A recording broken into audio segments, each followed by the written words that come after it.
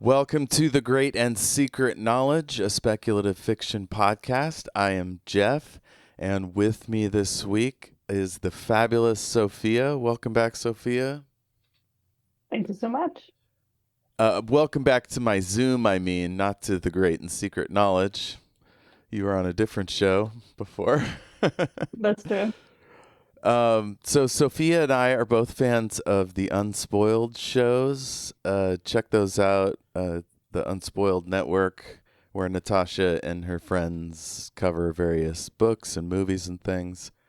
And so I'm active in the community over there. And so I posted that I have this show and I'm looking to get some guest hosts. And Sofia and I are both big fans of the Vor saga. So it seemed like the perfect fit to get her in here. Sofia, tell us about your journey into speculative fiction. Where did it start? Was it science fiction, fantasy, mythology, something else? Yeah, I've always been a big reader, ever since I was a small child. And I read a lot, and a lot of the children's books are kind of speculative fiction, so it was like all these fairy tales and such, and some fantasy, and that's where I got started. And when I was younger, I read more fantasy, but after a while, I've gone more into sci-fi.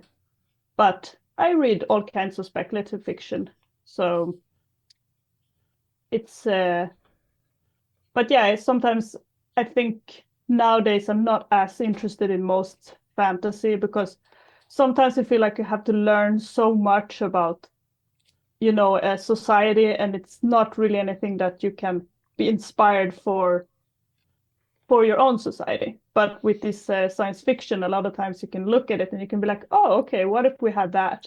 Well, in fantasy, it's going to be more like, okay, we don't have this magic or these dragons or these kind of different races, or I guess like the different beings. So I think because of that, I'm more drawn to sci-fi nowadays, and I like them more. What would you call it? Like more concrete. I don't like to read books about like dreams or this kind of blurry reality. I like it to be quite clear and straightforward most of the time. You like to know the rules. That's the thing about fantasy, is once you introduce magic, it can go, it's like a deus ex machina every other page, Yeah, it can be, but I think in some ways, if it feels natural to the, if it feels connected emotionally, then it can be okay, I think, even if it's not really that logical or like that. But I think it's maybe more about the world building. I'm very interested in to read about different kind of societies, and sometimes when they have the world building in fantasy, it's not really going into so much different types of details about how society is organized, because it's not really about that. It's not going to be like, okay, what different kind of specific governance do they have for this city? It's going to be kind of simplified, not like in our society where there's a lot more of different structures. So in that way, I think it can be very fun with sci-fi. And I was also thinking, Yeah. A fantasy book that did a ton of that was the Dandelion Dynasty series. Have you Oh read yeah. those? Yeah, I've read those. Yeah, those are great. But I It think was also almost can. like a sort of melange of like steampunk and sci-fi, like because the culture was advancing so quickly. Yeah. Yeah. And I think Ken Liu has said that he gets a little bit he has such hard time sticking to the genres. So like when he writes sci-fi, he puts in magic in it, and when he writes fantasy, he puts in science. So in the Dandelion Dynasty, they have a lot of discussion about like, oh, the universe is knowable, you can measure it, you should like, but then at the same time there are gods and there's like Hmm. magic going around. But they're still trying to really learn about the world and to find out how it works.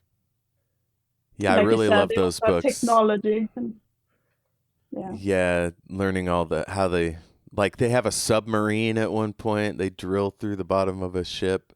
Spoiler alert for the second one, I think. Yeah, Um, that's true. But I but was gonna yeah, the say also, yeah, I was gonna say in regard to your question about the speculative fiction journey, because one thing that I've not, when I grew up, I didn't really watch a lot of movies or TV with speculative fiction. I didn't watch that much TV at all because I guess I don't know. I was kind of like a childish child, and I was didn't really like if it was too scary or too mature. And then we only had three channels. We had channel one, two, and four. So some of the programs I couldn't even watch because we didn't have these channels they were on. were they all government channels like in Britain, like the BBC? Channel one and two were government channels, and channel four was like paid by ads. Ah, interesting. Man. So Vorkosigan is a sort of future, centuries in the future. Are there any other sci-fi stories, shows, properties that you're like a big fan of? Oh yeah, lots of things. Hard to think of all the different ones. I guess, because I'm a child of the 90s, of course, I read Harry Potter like several times growing up. And now, unfortunately, Rowling is evil, but, I still feel like these books were very influential for me. And so that was really a big thing. I remember, when I was 8 and I read the second book, and it was like late at night. And my father came in and he was like, "Oh, you have to stop reading now. It's too late." And I was like, "Okay." And then he comes back a while later. He's like, "What? You didn't stop reading?" And I didn't even think about it. It was not even a conscious decision that I was like, oh, "Okay, I'm not gonna," because he said like, "Oh, you can finish this page," and then I just like slipped my mind completely, and I just kept reading. So that is one. I think that's like one of the earliest. Um, and it would be hard. Maybe I can remember like when we talk about this, maybe I will think of other Sure. ones. But yeah, I think that most of the books that I read that I really liked has actually been standalones. I think that it's like in sci-fi, there's not that many great series, I would argue.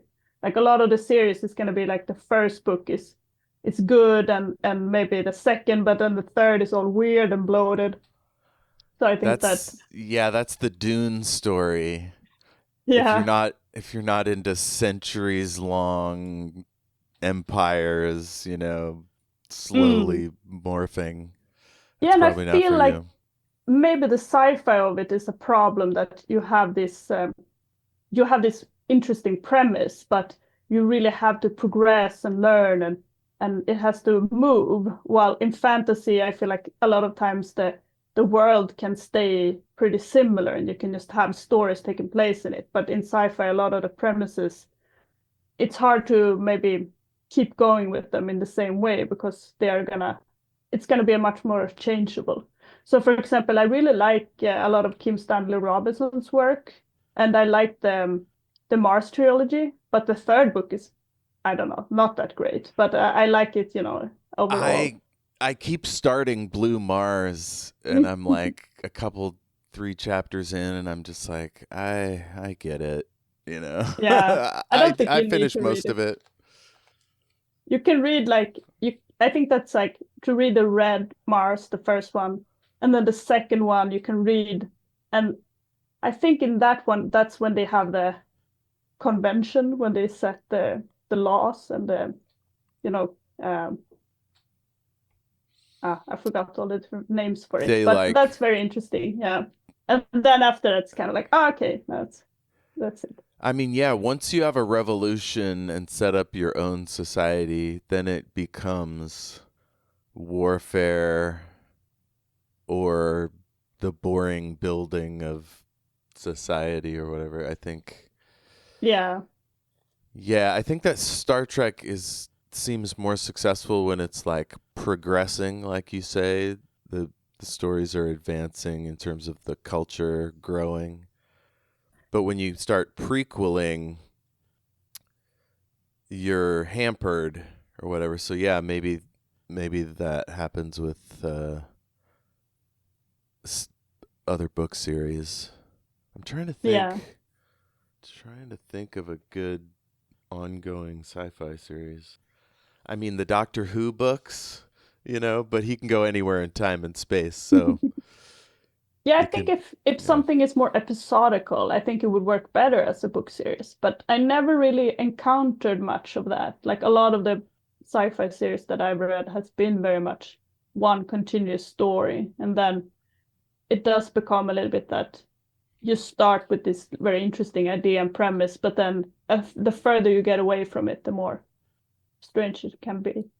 I know a lot of people like the Expanse books, and I like them, but the thing is, I came to the TV series first, and because of this, I'm like, Oh, no, I love the TV series, which is maybe that's not what a lot of people feel.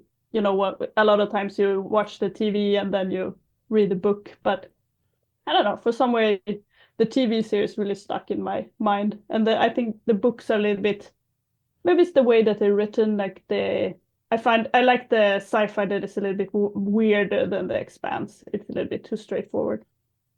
yeah, it gets weirder around book 4 or whatever, but yeah, it also gets really bleak and sort of big military, which can get out of hand. I like the smaller stories, or at least what's so great about those early books is the characters are so well drawn, and even more so on TV. Mm. Yeah, I think that's what tripped me up is that when I read the books, when I started to read the books, I was like, what? There is no characters in this. It's like a lot of the character movements are doesn't really happen, and you learn much more about Yeah. it from like Holden's inner monologue than actually seeing the characters, and then it feels a little bit flat compared to the really.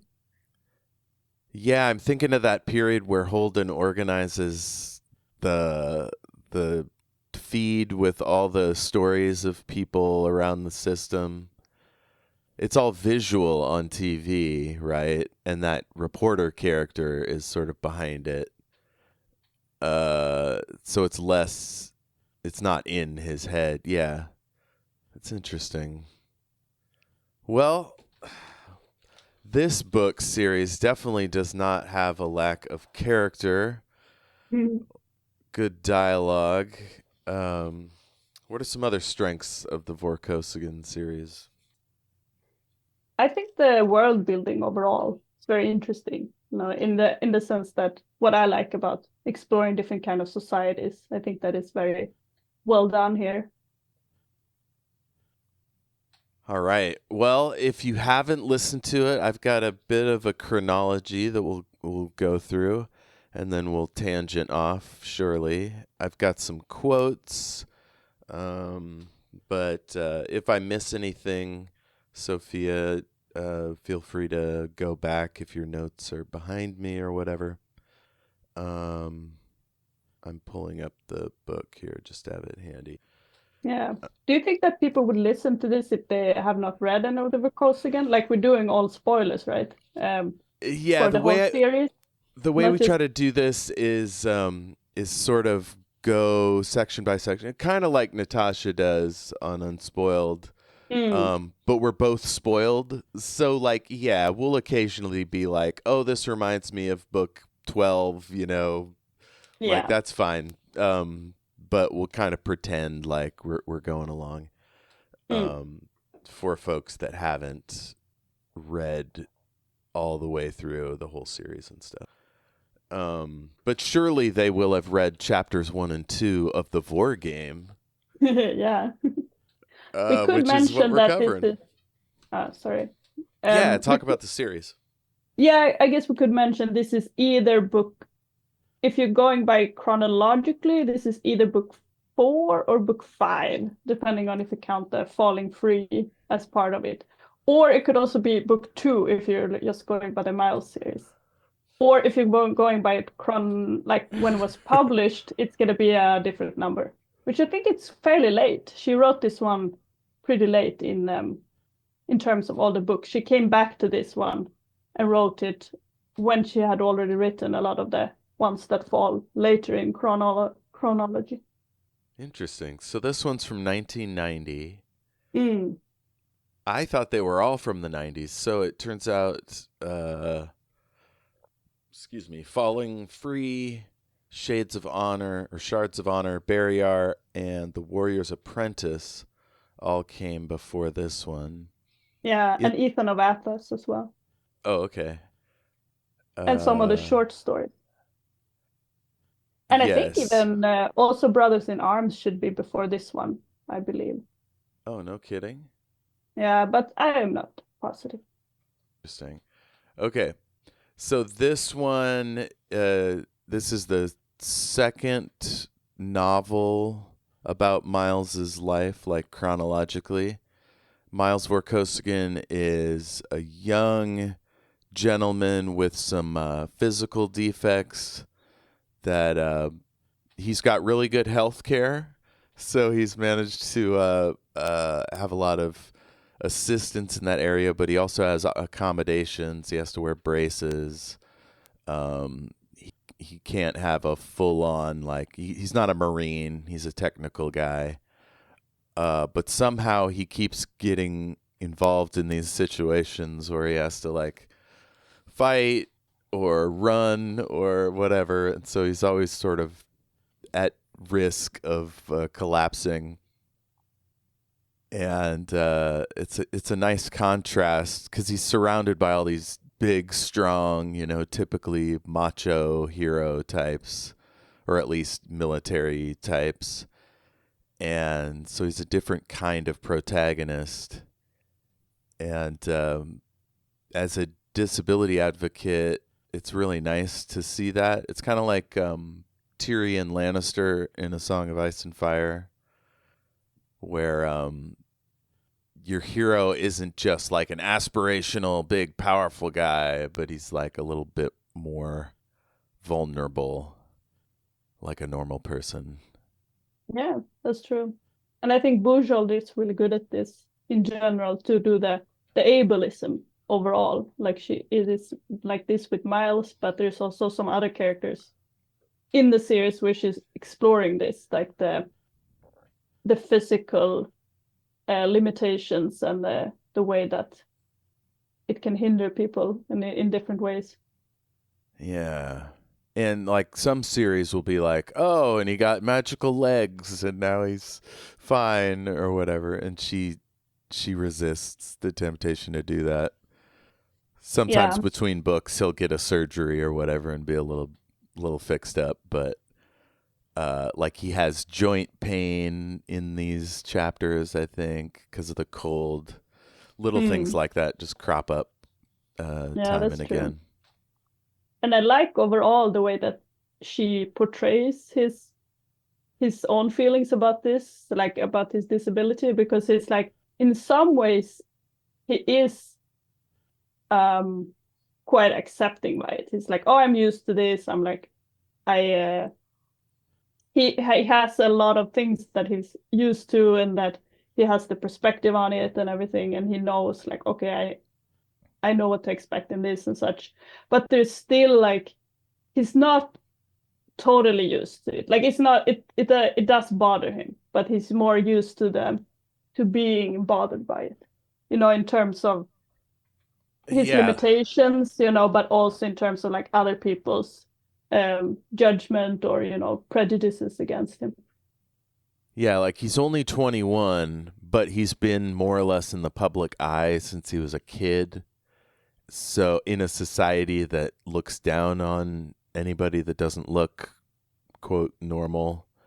So, he's used to dealing with it and pretending to let it roll off, but it's always there in the back of his mind.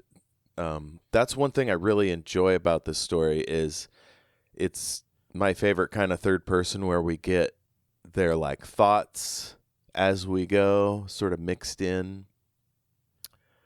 And he thinks a lot, and he's also like pretty manic, so he can do seven things while thinking.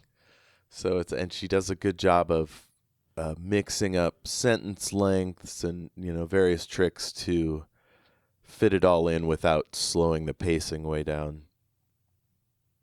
But yeah, it's nice to get to know our protagonist as we go, rather than like big chunks of exposition or clunky dialogue. So let's crack the Vor Game from 1990 by Lois McMaster Bujold. We start at some sort of selection process where all these new academy graduates are getting their first assignments. So somebody gets ship duty. We discuss what that means and different, what somebody gets intelligence. Miles's cousin Ivan gets general staff, like basically he gets to stay home and live in the capital city. Mm. So one thing I wrote down was the revelations about their society. So my first one is plastic flimsie. Apparently we're still using plastic centuries from now. And I thought hopefully it's made from bamboo or hemp or something like that. Something biodegradable. Yeah, I wonder, if they wrote it now, would they each have just a tablet and they would just get like it's interesting because it's like it feels very old fashioned. They all come physically to this location to be like, here is Yeah. your assignment, and like they could have just stayed home, if they were on leave, they could just be like, oh, here's your mail, this is your assignment. Like here, it's like they're physically there queuing in order to get this assignment. Like, why do they need this flimsy? Why can't they just get the message? Yeah, and I mean, like, this was what it was like in the 90s, or at least the 80s. Like, I went to college in 95 through 98, and yeah, you'd have to queue up at the admin building to get your work study assignment. And yeah, now we can just send an email. I don't even think they had email in 1990.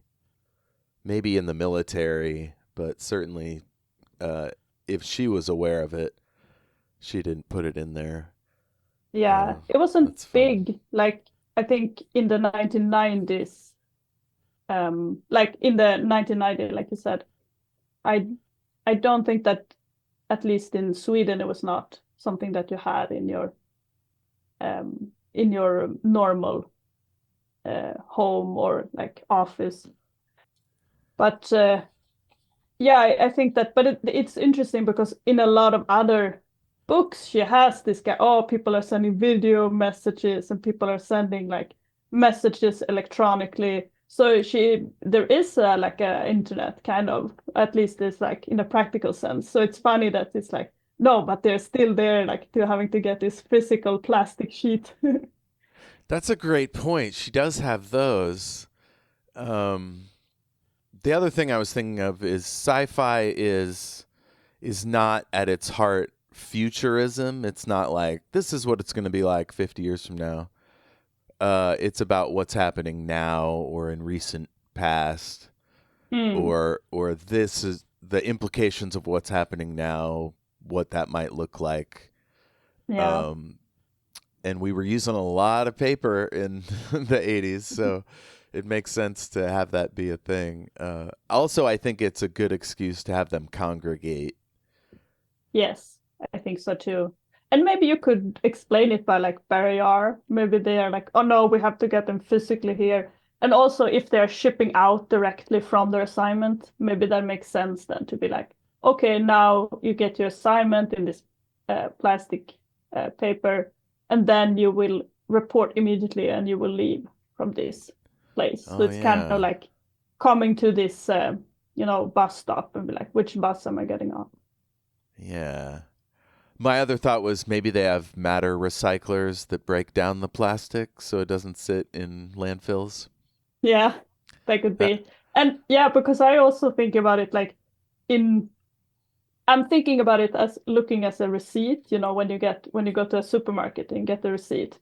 And it's been recently discussed, or I guess a few years ago in Sweden, that the receipts are quite toxic, So actually, the cashiers have started to wear gloves because they handle a lot of receipts, So if you oh. use it too much, so then I'm like, ugh, I don't want this plastic receipt. Like, can't they get it in some nice, you know, untoxic, flimsy Yeah, material? that same ink, volatile organic compounds. I think it's present in some types of mail, and I'm a letter carrier, so like Hmm. I've been breathing that stuff for 20 years or whatever. 23 years. Ah, ah. So, yeah, that sucks. Let's see. We learned that we're in an empire, which seems Mm. odd for the future. There are various sci-fi stories where there's empires, and it always seems odd, like the idea that we still have kings and queens centuries in the future. Yeah, that's true.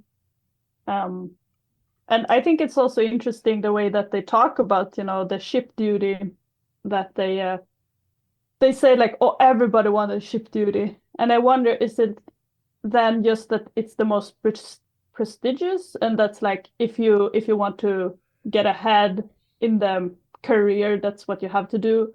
Or do you think that it's like, no, I really want to be on the ship? Like, is it just the experience of being on the ship, or is it that this is the best career move? I don't know any Navy folks myself, but I have been interviewing my dad about his military experience in Vietnam in the Coast Guard. And I think from what I can gather is ship duty is sort of the paragon. It's like the ideal of what it means to be in the Navy or the Coast Guard. So like getting assigned to the office and pushing paper clips or whatever isn't quite as ideal. Um Maybe like, but if you don't love the water and you don't love being on ships, you wouldn't care necessarily. But in this society, these are they're coming out of the academy, like the most famous people in their society, including the emperor, Mm. like want to do ship duty. They're a military power with some recent expansion, I think we learn in these chapters, where they took a place called Comar and they fought in Escobar. I don't know if we learn that here, but eventually we find out. Yeah. Um, and so, yeah, maybe just being at the front line, and then you're talking spaceships, and like a lot of people would love to be on spaceships, right? Even though you're in a tin box with the threat of death all around you. I guess it feels like spaceships are so ordinary for them that it's, but maybe it's just because we see the aristocracy.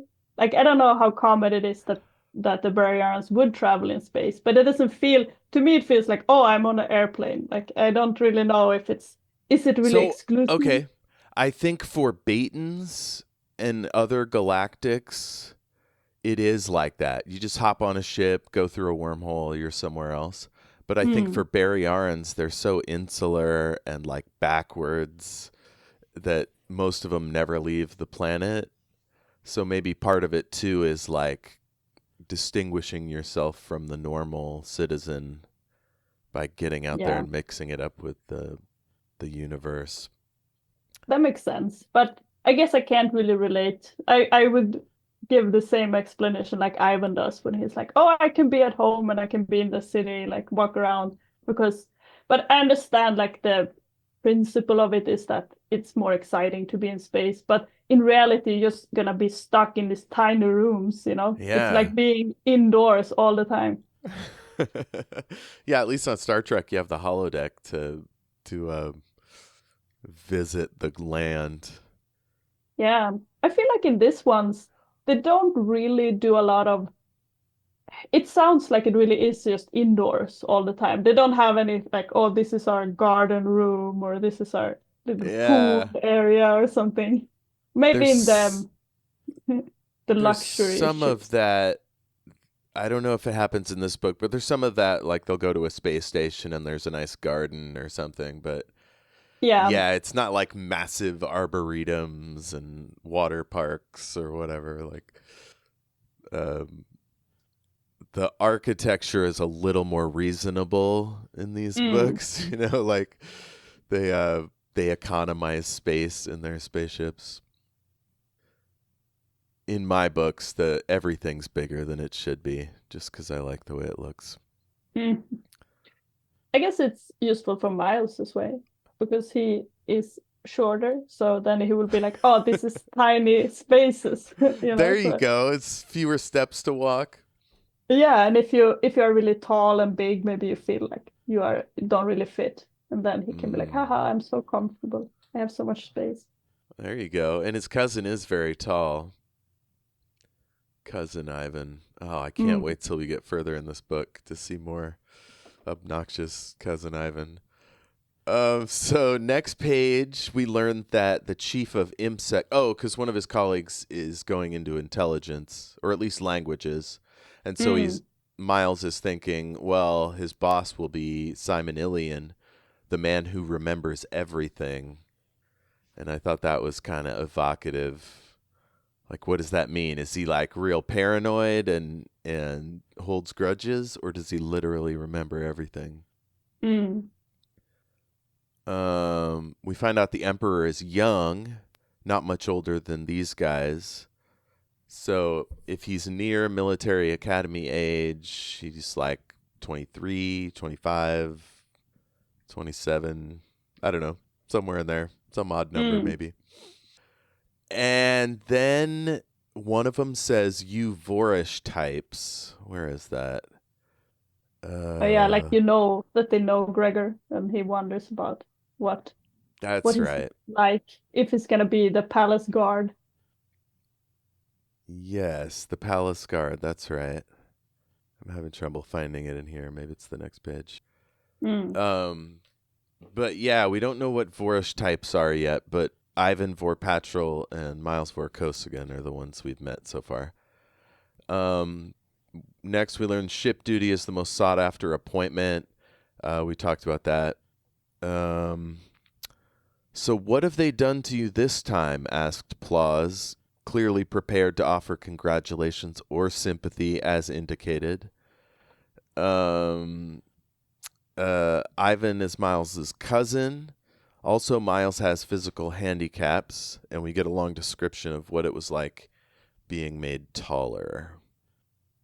Years of arcane medical tortures had almost managed to correct the severe deformities from which Miles had nearly died at birth. Almost. Curled like a frog in infancy, he now stood almost straight. Chalkstick bones, friable as talc, now were almost strong. Wizened as an infant homunculus, he now stood almost 4 feet 9.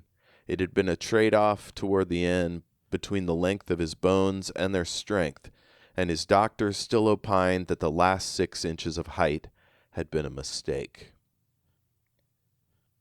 I had a few surgeries when I was a kid, and it sucks. Like being out from school. One time I had a huge like bandage on my ear that I had to wear for weeks in second grade. That was real embarrassing. Hmm. I can imagine. Maybe it's different for aristocrats, but I can imagine it being annoying, being the kid that's always at the hospital. Yeah.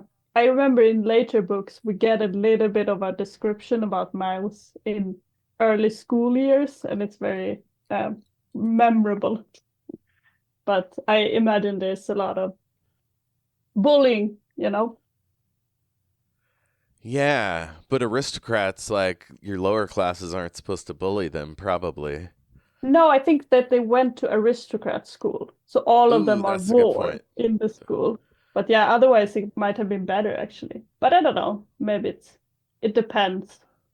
I was just talking to James Lark, who teaches in a boarding school, and he describes how a lot of those like bullying, hazing, torture type things have survived into college years for artists like ballet dancers, musicians, and Mhm. um, that like harsh training. Have you seen Whiplash?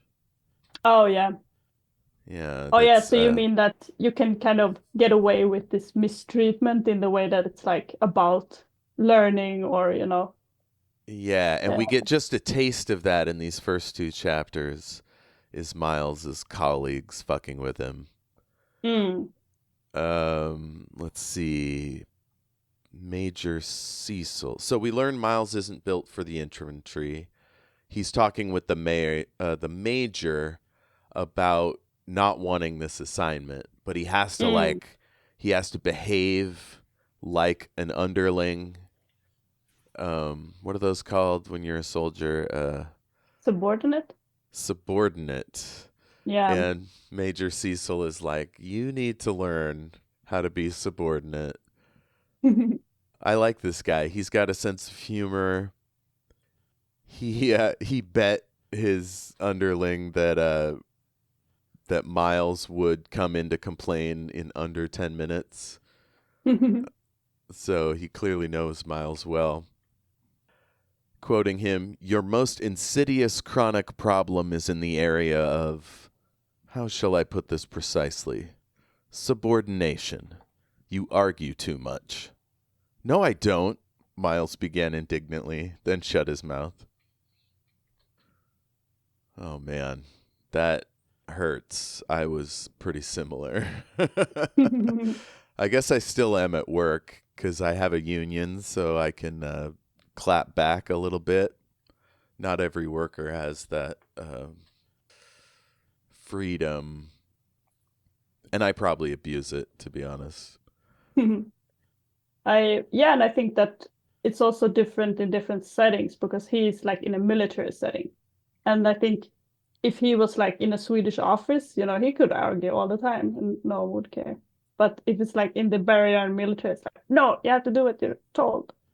I also like the next part when the mayor is like, um, your rather irritating habit of treating your superior officers as your and Miles is like equals, and he's like cattle.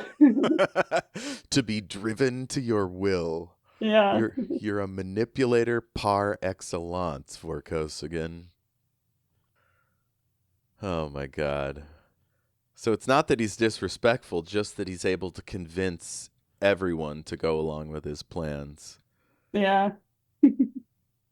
Um, so let's see. He says that if Miles keeps his nose clean and gets along with his officers and subordinates, he'll be recommended for ship duty on a ship that sounds a lot like the Starship Enterprise, where it'll go out for a long time, see strange new worlds and new civilizations. Um, and presumably, because it's an empire, find spots to colonize. Mm. Yeah, that's interesting. I don't know. What do you think they would do? Because we do see them later this book, but Like, do you think that they are, if they go out on these assignments, would they be patrolling maybe different areas, or are they going out to make war? Like they're like, okay, now we have to make war on this thing, and now we'll bring the big ship. Well, the hard part is not to spoil it for the end of this book, but we don't actually see Miles get ship duty on that new ship. When Yeah, we so we see never that know. new ship, it's at the head of a giant fleet of ships um, doing normal military stuff, not like conquering planets or anything. Mm, So it's hard to know exactly what its primary function will be. yeah, it Uh, is. But I do think that they want to maybe have it be a warship because I'm thinking like with Miles, for example, he talks about, oh, I want the command like my father and my grandfather. And part of the reason that his father is so successful or and well known is because he did fight in battles. So I think that for Miles, he would be disappointed if he was just like going out in the ship and it was just routine. Like I think that he would want it to be that they are engaged. Yeah, whereas his cousin seems content to never be in a firefight. Miles, as we learn later, has already been in a few, so he clearly wants to get into the mix. So this assignment to Kuril Island is a disaster because he's just going Mm. to be stuck in basically Alaska. I think is the analog for you. Do you have in Sweden like remote outposts in the far north that are just like that seem miserable and you're away from your family for a long time? Actually, the one that I was thinking about, it's not the same as this description, but I was thinking about Gotland, which is an island in the Baltic Sea. And the reason that I thought about it similarly is that it's also this very, very harsh winters. And it's not because it's particularly cold, but it's because it's very humid and it's also windy. So that reminded me about this, but that's in the winter time. It's like this, and when Miles get there, it's summer. So this is Yeah, the it's all summertime is the winter for Gotland. But people who go there, it is pretty a pretty big military spot in Sweden because of its location in the Baltic Sea, and so a lot of people have gone there as military assignment. And they say that it's the coldest place to be in the winter in Sweden, even though it's not technically temperature-wise very cold. It's so humid and it gets like very cold into your mm. bones. I just watched The Thing with Dave H for the show, and God, Antarctica just seems like the most nightmarish place. This place isn't quite that isolated. And yeah, like you say, it's in the summer, so it's that like melty tundra that you find in Alaska. Um, can't trust the ground. Let's Mm. see. So Cecil is kind of testing Miles to see where his head's at. And let's see. I doubt there's an officer in the service who would choose to explain your dead body to the Admiral. His voice cooled slightly. Your saving grace, mutant. And Miles, we don't quite get the sense of what mutant, like why that's a thing that people say. But Miles is like, yeah, I know I'm standing in for them, essentially. That me and all the other mutants like deserve a place in society. But I wrote in my notes there are mutants in this story, and Miles is proving their worth. What does he have? A third arm? No sign of a third arm yet. Let's see. Cecil says we're not trying to make it impossible, Ensign. Miles thinks merely very difficult. I'm glad to know that too, sir. Miles's parting salute was almost subordinate. It's so funny that before he was told like you have to be more subordinate. And then he's like almost right at the same interaction. He's not even managing the full interaction before being like, am I subordinate? It feels like Miles is always sort of like at war between behaving perfectly because he wants to be the best, but also his mind is constantly working, like judging every situation. I think I relate in that I was bullied a lot, and so I got used to expecting that kind of treatment. So I'm always on the lookout for it. Like, what's this asshole thinking? What are they about to say? And Miles has that like times 10 Mm, because his whole society is bullying, essentially. yeah, that's true. And I wonder also, maybe if he was ordinary looking, he might be less contradictory, like contrarian, because maybe it's like part of it is, if he wants to go against people's expectations of him, for example, and then you kind of maybe become a little bit more contrarian because of this. But he has a lot of empathy and he has a lot of like emotional intelligence. So if he was ordinary looking, maybe he would be better at, um, you know, he wouldn't feel the need maybe to dominate as much as he does. Like in that maybe he would be more flexible. I almost think the reason Bujold included Ivan, his cousin, is so we get that contrast. Like Ivan's just sort of more happy-go-lucky, gets along with people. He's not dumb, but he can get away with more, um, being a little more blasé. But yeah, Mm, like we don't learn this that early, but the reason his body is messed up is because of an attack when he was in the womb, a gas attack. So if that hadn't happened, he'd be as tall as Ivan, probably.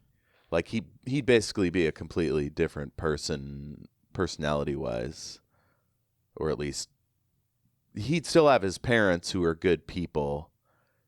Um, but yeah, he probably wouldn't have to have learned how to be manipulative and crafty and spiky.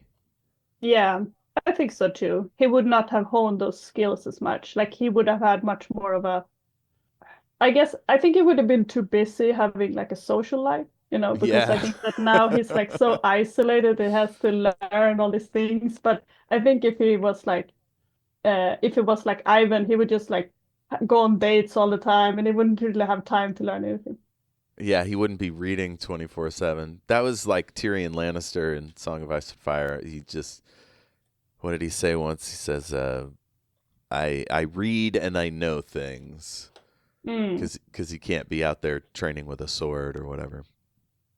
So he arrives on Kuril Island and he notices some enlisted men. A couple of the black clad men watching him as he hopped down from the ramp made remarks to each other in Barriar Greek, a minority dialect of Earth origin, thoroughly debased in the centuries of the time of isolation. This is like such tight exposition. I envy this ability. Like, so now we know we have Greeks, so it's our time adjacent, right? But we're on a different planet who still speak Greek. So interesting, right? It can't be like 2000 years in the future. So there's some, I mean, we don't know yet, but like it's clearly Earth is still a thing. Mm. Um, and there was something called the time of isolation, which would suggest that Barriar was cut off from the rest of society for a time. Yeah, Miles you're can, right. yeah, Miles can speak Greek, but he doesn't let on because he wants to listen. And some guy just says it's a mutant. And I'm like, it's this human being who's an officer? Like, yikes. Uh, you're a little younger than me, so I'd love to hear how disabled people were treated like when you were younger. There were probably more ramps, for example. And also Mm. Sweden, I wonder if it's any more. Uh, I don't know if you can tell from what you've seen on TV about America or whatever, but can you detect any differences that might be there? I guess, but first I was thinking about, like you said, the discussion, like the insults. And one thing to know about Swedes is that we are extremely afraid of conflict. So people would not necessarily insult someone, but they would avoid them because they would be like, oh, like this person is weird, but I'm not going to say so because that would be uncomfortable.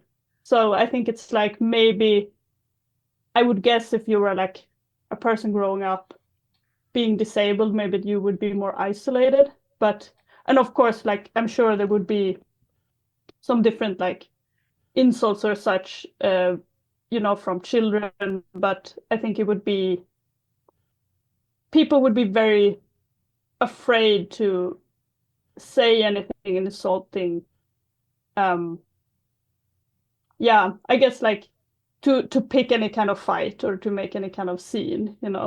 Um, and I think in general about ableism or such, it's hard to compare because I don't really know in the US. Like you don't have almost no disabled people in your TV and media, so that would be a clue, I suppose. But Ugh. neither does Sweden.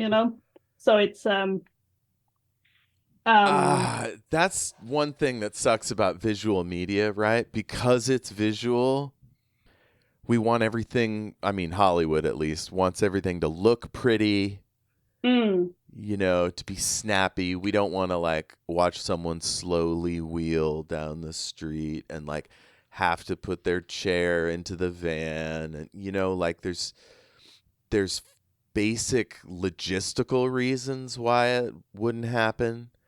mm, But at the end of the day, it's probably mostly just prejudice, right? We don't fit them into our stories because we don't think about them very much, which is why there aren't ramps at every building. It's we came out of a culture of like hide your people in the house and never let them be seen. So I'm sure mm. that's that was happening when she was writing this. Yeah, that I can imagine. And I don't know the comparison to Sweden. Like for me, I'm a traffic planner, so I know a lot about traffic planning. And then for me, it becomes a lot about pedestrian areas. And I think when I've been to other places in Europe, Sweden, I think is better than many places to have like accessible pedestrian areas that you can actually use with wheelchair and such. But then there's also a lot of buildings and such that have bad accessibility, and that can be a factor. And I think that maybe like we have a very the ideal of Sweden is that to have like a standard for everything. So I think in that way maybe it helps with disability because we wouldn't be like, oh yeah, you don't have to do this or you don't have to be here. And because of this, since everybody has to be at certain places, then you have to accommodate so that they can be there. So maybe that helps. Maybe it's too vague of description. Accommodations. Yeah, accommodations is a word that I feel like I never even heard until recently, especially Mm, around ADHD. Like, there was a time where I was considered annoying and lazy and like distractible. And like, I'll still make mistakes at work, like misdeliver somebody's mail once in a while. Um, and there are accommodations that I could get, but there's all this stigma, from centuries of keeping it to yourself that we're disinclined to seek those. Like I remember, a girlfriend told her work that she had bipolar disorder, And it was like night and day, her treatment from like the day before to the day after. Even though she was the most productive, effective member of the team, Mm. um, it's like for all our vaunted talk about wanting to be accommodating, it still wasn't there. That was 10 years ago. I'm not sure how much better it's gotten since then. Yeah, that would be, I think in Sweden that would also happen because it's the same thing with the fear of conflict. That people would be like, oh, I don't know how to deal with this. I'm just gonna like ignore them. Yeah. That would be the Swedish solution. But The Swedish solution. yeah, to ignore. Sometimes it's actually a very great solution, but sometimes it's terrible. That's why we have good LGBT in Sweden because we're just like, oh, we just ignore. Like we don't have to um, you don't have to get into other people's business. You can just ignore them. Yeah. Yeah, that works to a point, unless whatever the issue is requires active effort to, what is it called? To repair something that's been unequal for a long time. Mm, Um, but I'm sure it'll come up throughout the book, so we don't have to spend all day on it. no. Let's see. He says, I really appreciated that all the way back in 1990, she acknowledges privilege. So he thinks about how he's protected by being an aristocrat. And if he wasn't, he could be beaten to death for being Mm, too different. He talks about some homeless person or whatever that was killed that way. Uh, I think it's a good sign that he acknowledges his privilege. That was just not being done in the 90s. Or at least I would have been shocked to meet anybody that acknowledged their privilege. mm, He talks about having their own district, and because it's an empire, I was sort of thinking like, is that just where they live? Do they rule it? Is Miles a prince? You mm. know, what is his rank exactly? And then here's a quote. Yes, rank, social or military, had its uses. Miles meant to acquire all he could before he was done. And that I highly relate to. When you are kept out of the upper echelon, there is a drive to distinguish yourself and to be like, yeah, I do belong here. And once I get this power, watch out. like, uh, not Yeah, that and I I think that have gained much, but you know. we have to watch out then so that you don't get too many listeners. You will be mad with power. Hopefully, I'll be benevolent. Is that the word? Yeah. Let's Yeah, see. I was Go just ahead. gonna say about Miles in that, like you said, he wants to amass this power, and I think that's what part of it when we're talking about like the difference between him and Ivan, that he's so driven in these things. Where I think if he wasn't disabled, he wouldn't really have this drive. He would just be more content. Yeah. So we see an example of his pride or his ego or just a coping strategy. For whatever reason, he chooses to walk rather than inconvenience these Greek subordinates Mm, by, I don't know, taking them off whatever they were doing to drive him up to the building. mm, Um, so he causes himself pain. His disability sounds pretty severe, like he has to wear braces, he has trouble making this long walk, but he hides it, like he just wears this mask.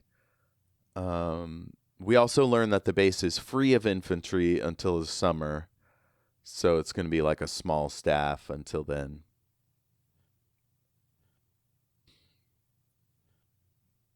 So he goes to the meteorology office and he walks inside the office where he's going to work, and it says it's like body temperature. So what, Yeah, I think it says 90? blood temperature. It's like It's 100 so, degrees in there. I think using the blood it makes it feel more humid, as it's like all sticky and wet. It's like, well, Ugh. And then his officer, his boss, is drunk and in his underwear on the floor. mm, Uh, this is Lieutenant On, and he is a mess. He's been in this assignment for 15 years, which, from what I've heard about the military, is a pretty long assignment, mm, especially to be in a place this desolate and unpleasant. And I wondered what he could have done to deserve that. Like, because it sounds like it's not normal. mm. So maybe we'll find out if he was a discipline problem or whatnot.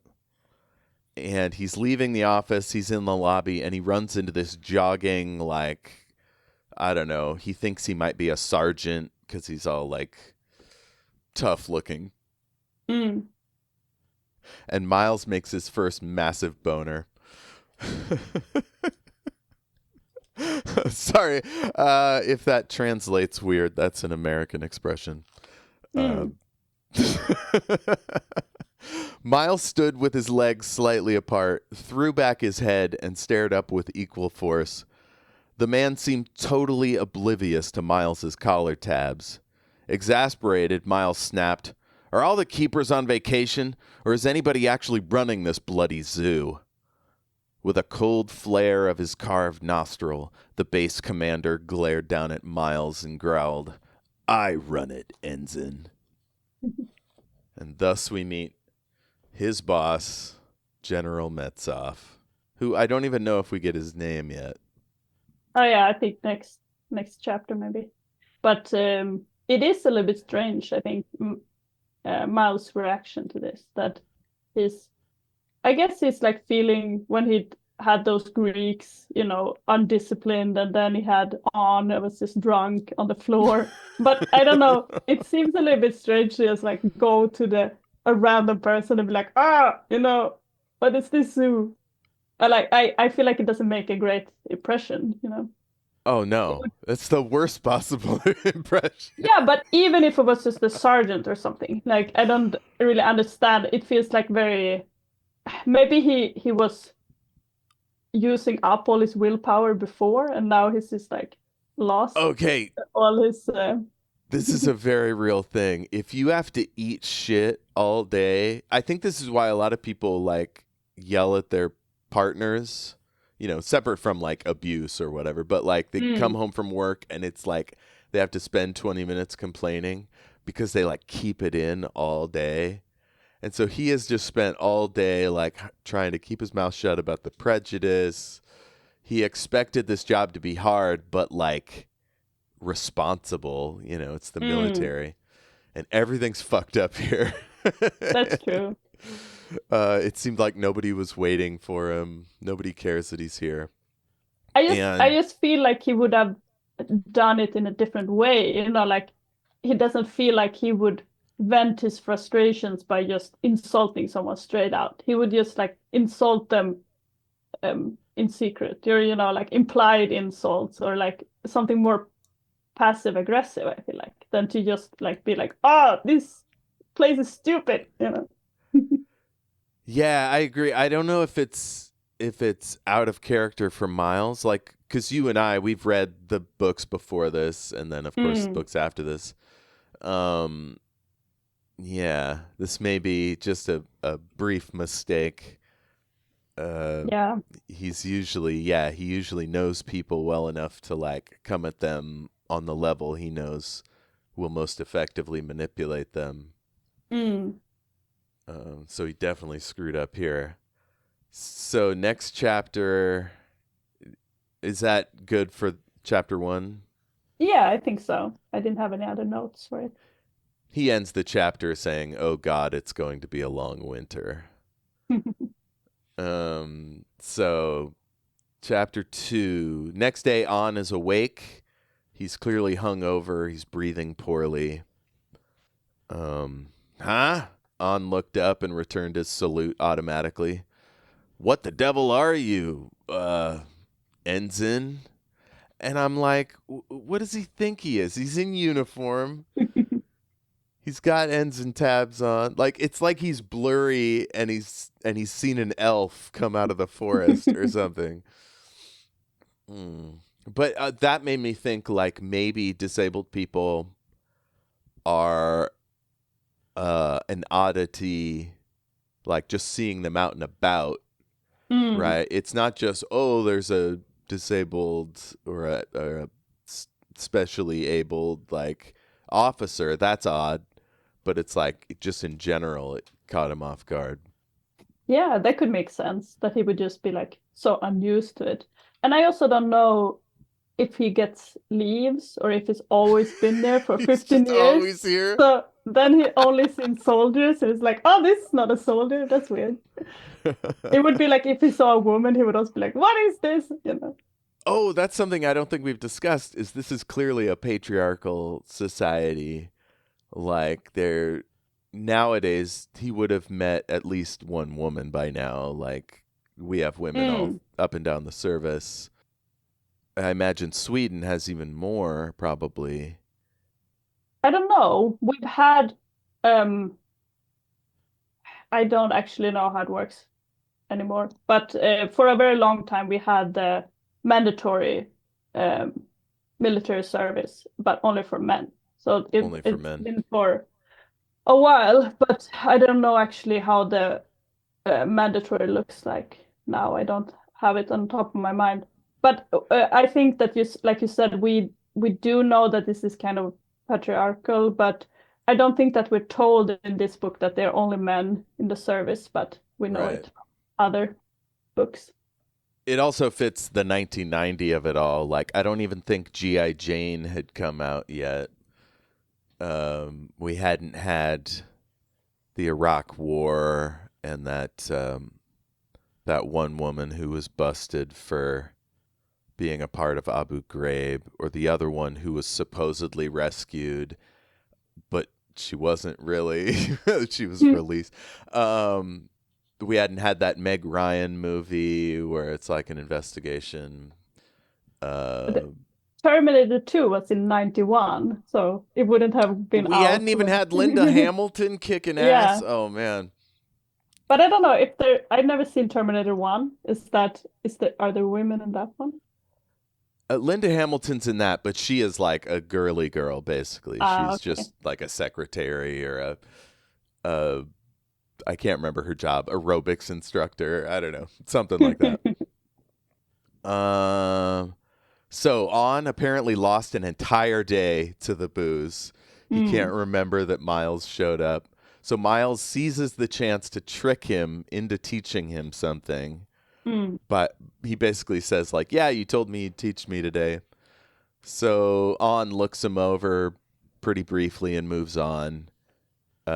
He's named all his computers with women's names. So maybe this is our women characters. Yeah, it's like with the sailors that name the ship after a woman. Mm-hmm. So he's got procedural discs taped to each piece of gear. He's named his coffee pot Georgette. And then On steps outside and he turns in a slow 360. It looks like he's meditating or maybe predicting the weather. Like, he says something at some point about smelling the weather. It's very odd.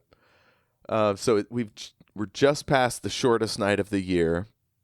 We're in summer. I figured that must mean we're in the North Pole. I think in the South Pole, winter happens in the opposite time.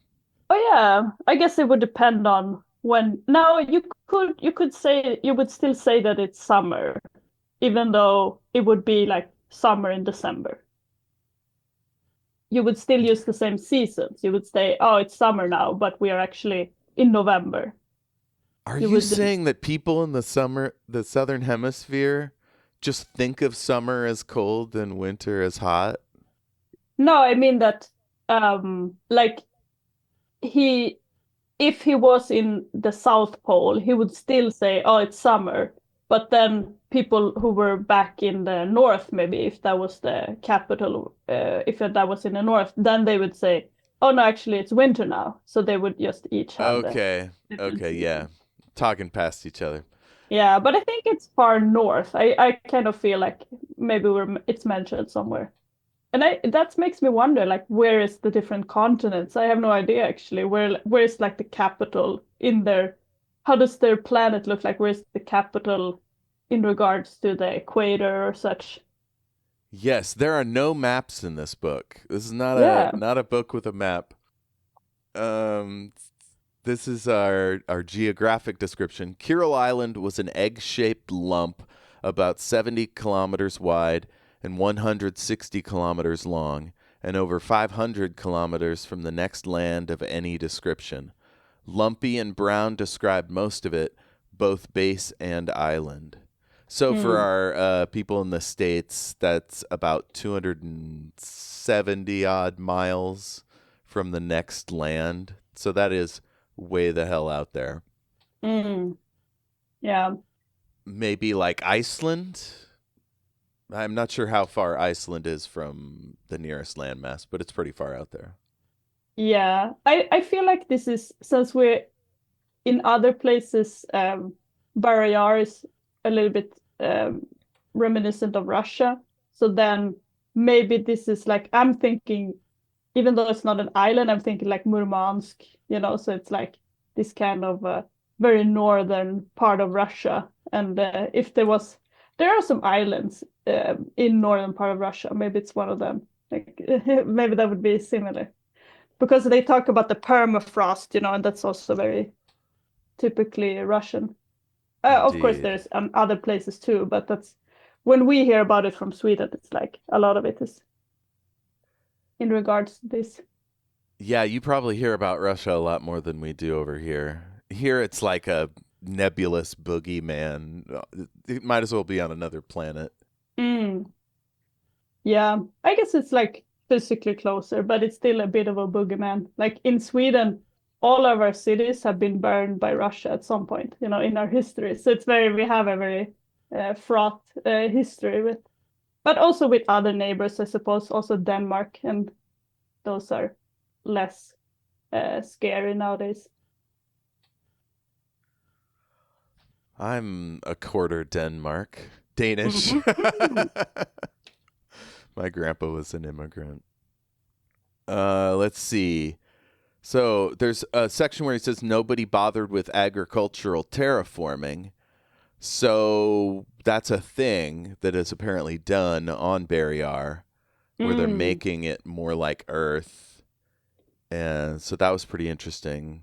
Um, let's see, talking about bleakness. To the near south, the leaden sea heaved, muting the sun's best efforts at sparkle. To the far north, a gray line marked the border of the tundra at a chain of dead volcanic mountains. This is like very Alaska. Like if you read anything about Alaska, like Mm. this sounds a lot like that. Mm. He'd been in snow before, but here the sea air seeps into his bones at every old break, and we know now that he has many. Mm. So that must just hurt like hell. On asks if he's related to Lord Vorkos again, and yes, that is his dad. Mm. Admiral Count, conqueror of Komar, hero of Escobar, Lord Regent to the Emperor.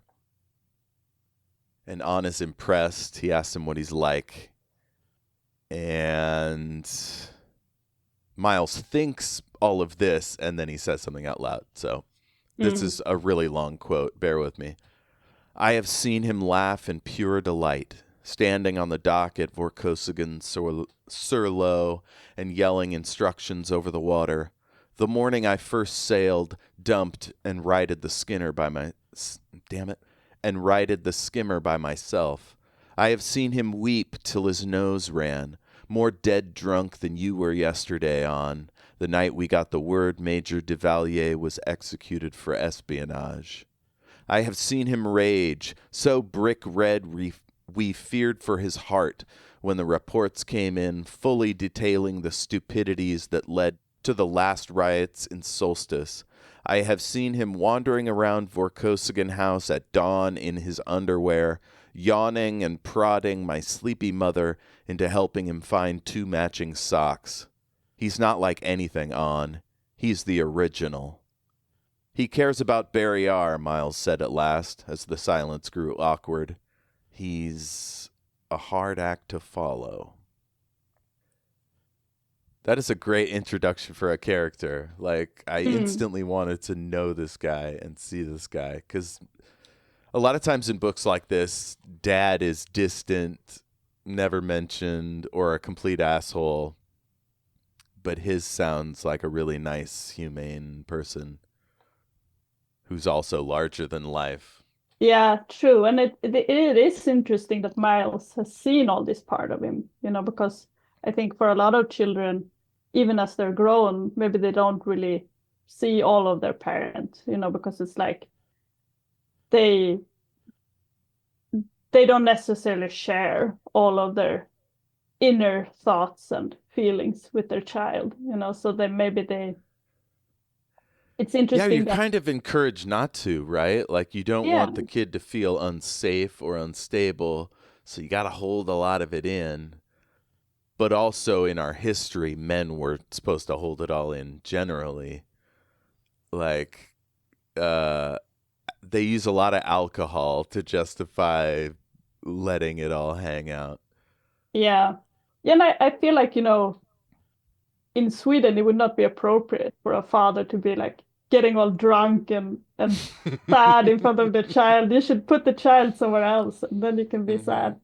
Like the child Mm-hmm. maybe feels too, I think in the idea that it's like it can feel a little bit frightening for the child, if their parent act in a very different way than they used to, because you're very sensitive to that when you're young.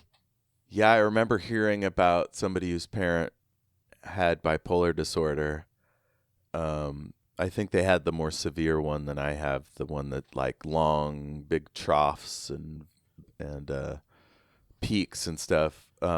But this description made me wonder if his dad had that.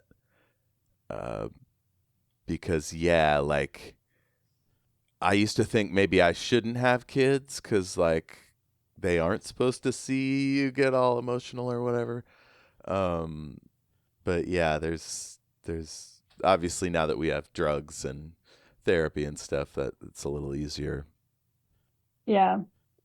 But I think you might be onto something there in regards to like, I guess we shouldn't go into too much, but there's like other, in some other books or such, they are talking about how like both Miles and his dad is kind of like very extreme people, I would say. So Yes. Yes, they do everything to the fullest. Um and then Miles thinks maybe An would be more prejudiced against him if he wasn't so pumped about his coming retirement. Like he's just like, who cares about what anybody thinks anymore? yeah, that must also be such a hard time to have when you always have to kind of try to think like, oh, what does this person think of me? Like, do they think, what is their opinion, and always have to question. So he's like, oh, okay, but why isn't he more prejudiced? Like, is there a reason, or is it secret, or so like it could Yeah. just be that he's like, oh, I don't care, but Miles doesn't know which way. Yeah. Yeah, which suggests that the society people are pretty free with letting you know just what they think of you. Yeah, that's true. I'm not sure what is the intro to this, but basically we get a sense of what it means to be Vor. Miles says, "I'm Vor," said Miles impatiently. "I serve, or at any rate I try to. Wherever I'm put, that was the deal." Which is kind of like a samurai. This idea that like you don't have a choice. You were born into this. You serve, and that's just how it is. Mm. I don't think I've ever met anyone like that. It doesn't seem Yeah. very American. No, I agree. And I think it does rub me the wrong way because it's like you can really use that in so many different ways. You can be like, oh, but I have done all this sacrifice. Like, and it's like the idea that you're born with certain responsibilities, but then also certain rights. And I think that for them, they would really emphasize, like, oh, I'm so forced to doing this military. Like Miles wants to do this, he has never been like, oh, why do I have to go to this? Why do I have to be a commander? Like he wants to be. And Yeah. so then it feels a little bit hollow if he gets this privilege and then he's kind of been like, oh, but I have no choice. Like, I have to be Vor. I thought of this when Prince William and Harry like got trained as helicopter pilots and are meant to be like soldiers if the war happens, and it's like, do we really need them to? We got plenty of soldiers, but it's like part of the like noble ideal. If we're gonna have aristocrats, they should have some responsibility. Mm. Let's see. We learn about Wawas, and Miles is like, "What, is this guy fucking with me?" Like, what a silly name. He doesn't mind beatings, but he hates practical jokes, and I related to him real hard there. I've never understood practical jokes. To me, it's just like, "Hey, I'm gonna force you to be surprised and annoyed without your consent." Yeah. Maybe it's also the way that, it can really, a joke can really be just like to disguise something, that is actually mean-spirited. So that way it can also be Yeah, like if he gotten practical jokes, what kind of jokes? Maybe not the most good-natured ones. yeah. Next, he explains the ropes between the buildings, which is a lot like an Antarctic station, and also how to fall without breaking your bones, which Miles probably already knows. Mm. Um, and then he talks about the weather. You must never let yourself get caught without your cold gear or more than 15 minutes away from a bunker. There's bunkers all around the Grubs practice fields out there. An waved his arm in that direction. He seemed quite serious, even earnest. You hear that siren, you run like hell for cover. The size you are, if you ever got picked up and blown into the sea, they'd never find you again. And I thought this was, spoiler alert, really good foreshadowing about the dangers.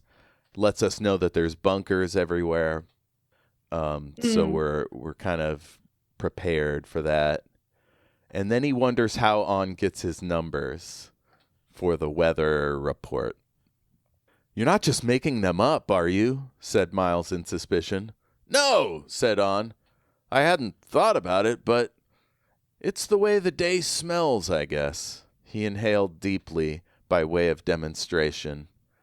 And Miles is thinking, is there a smellometer that I can consult?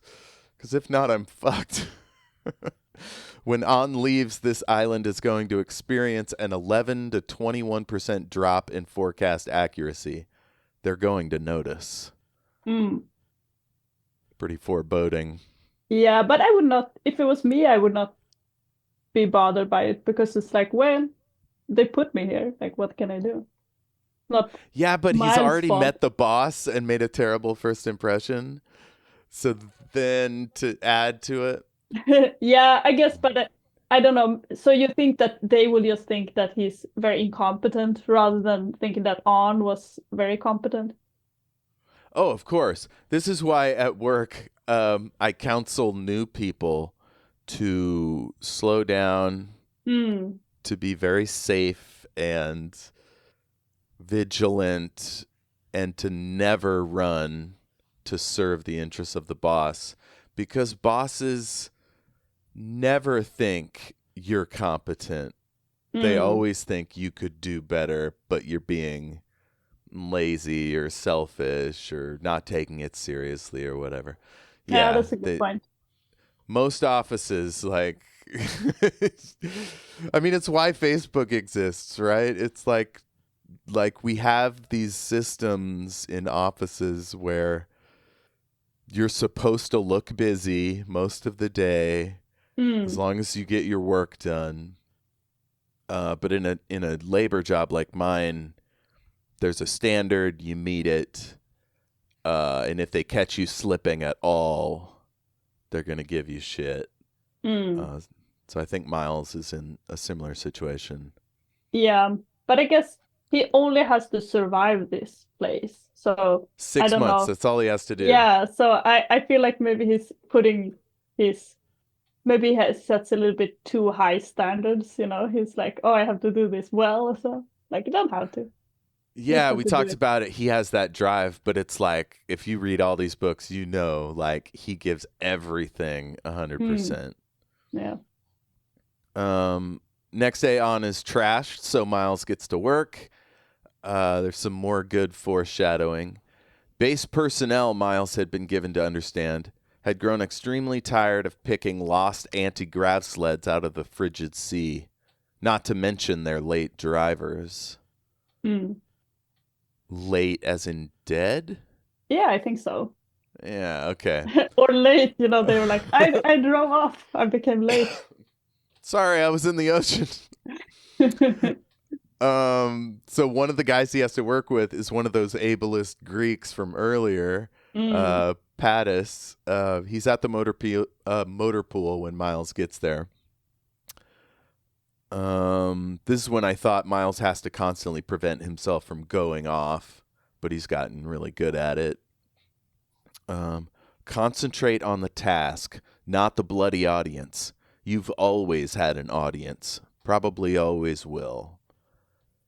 And so that's a function both of being an aristocrat and also the expectation of the Vor, and that he represents mutants, apparently. Mm. Yeah. He realizes it's going to be a year or two before people respect him every time he goes to a new post. Mm. And knowing he's only here 6 months, it basically means no one's going to respect him Yeah. the whole time he's here. Um, have you ever had a situation like that where you felt like it was an uphill climb to be taken seriously? I guess in some sense, yes. Because it's generally when you're a young woman coming out in the workspace, then you are gonna have to be then you have a harder time being taken seriously. But as I said, Swedes are so um conflict avoidant that they would never say so. They would never be like, oh, I don't take you seriously. At least not in my Mm. field. It can be very different depending on the field of work. So it can also be hard to address because then you don't really have usually anything tangible. Don't you But have specific laws to like not I mean being a woman obviously is always more difficult than being a man probably. But like do you have specific laws to ensure equal pay, for example, or like equal representation? yeah, everything that is measurable is is addressed. But it's more like the way that, you know, how would you be received, you know, or like what would people how seriously would your opinions be taken? But I think that actually in Mm. Sweden it's better than many countries because we had women in the workforce for a really long time. But it can still be, you know, it's hard because you only have really own experience. But Mhm. you really do feel. I think that when you're young as well is the same, but as a young woman you feel it a little bit more. And I would always have a little bit of like I have to be maybe a little bit more tough, you know, because it's like you have to prove, like, or not prove, but you know, the way that the the tougher people get more respect, or like that, the way to be, uh, yeah, and it's been later, you know, as I've grown. more mature in my work and such, that I realized actually I don't need this anymore. I don't need to be like when you're younger, you try to prove yourself, and when you have grown a little bit, you feel like, okay, but I don't actually have to prove myself because I already know that I know these Yeah. things. So maybe it's also similar, like in here in Miles' experience, that he's like he does all this for the first time, and if it had been on, if he was like on his fourth assignment, then I don't think that he would feel this self-conscious because he would have been experiencing this before. Yeah, you can lean on past successes to kind of give yourself your own respect, and then also people would have heard about you and what you've accomplished. Let's see. He's enjoying being alone for once. Yeah, when he Uh, goes out to check the stations. he's running late, so he decides to camp out for 4 hours until it's light again. Yeah. But I was going to ask you, how do you feel about this vehicle? Because I kind of think of it as looking like a tank, and had this caterpillar feet, like all going like, brrr. Or Yeah, they what do said you it was think? teardrop shaped. It's hard to imagine what that like. Yeah. Is it antennas up top, or is Oh, it just a yeah. little cab? That's a good question. Is it teardrop upwards or from above? Like from the side Oh, or from above? okay, a narrow hood and a big back end. That Yeah. makes more sense. Yeah, but I don't Uh, know. Oh yeah, maybe it's like let's. a little blob, yeah, like just going around. But I was definitely think of it as a tank just because I was like Mm-hmm. I didn't really have any other vehicles, so I thought they would, and the idea that they would, hug the ground and it would like touch the ground a lot. I feel like that would be useful then to have these feet that really dig into the soil. Yeah, and treads also spread out the weight, which might be helpful in a wet permafrost situation. Yeah. Although a lot of times military vehicles have those big, huge tires, so they're high water in case of a flood. Mm. So he parks right where Pattis told him to park. It's a blue circle on the map where he says it's safe to park. Uh, he's trying to convince Miles. So he says he on a video, or no, Miles, when he's trying to decide where to sleep, Mm. because he saw on a video a porta potty flying horizontally. He decides he needs to weigh down his tent. So he attaches a chain from the tent to the Scat Cat, the big Mm. vehicle, and then he gets ready for bed. He reads a little. He goes to sleep. Nighttime is only 4 hours, right? So it's a short sleep session. Mm. He wakes up in total darkness, even though it should be bright out. And he realizes he's experiencing oxygen deprivation, carbon monoxide poisoning. He's stuck in the muck. His tent's all squished up. Mm. Miles shoved one finger against the thin, cold plastic. It yielded slowly, like soft butter, and retained the dented impression. What the hell? And he learns he's underground, stuck in some sort of slow mud. Mm. Uh, did that ever happen to you? Uh, Driving in some wet place? Nothing more than, parking in a field or something. If you're parking, if you have like this temporary parking and you can get stuck in the mud when you try to leave. Mm-hmm. But that's the only thing. When I was in college, I parked like it freshly snowed, so I didn't know where the road ended and the person's yard began. So I Mm. ended up parking like partway on this person's yard, and they got mad and called the cops, and I had to go pull it out of impound. Oh, really? Oh, because I Is couldn't find the car after the party. uh, Like I didn't even drink back then, but like I was it couldn't find snowed it. over? I was new to that city. Yeah. Okay, so they were just like, someone abandoned their car in our yard. Mm-hmm. Mm-hmm. Yeah. I was actually gonna say about the nighttime, it can't be that far north. If it's like midsummer, right? They talk about how it's like the lightest time of the year.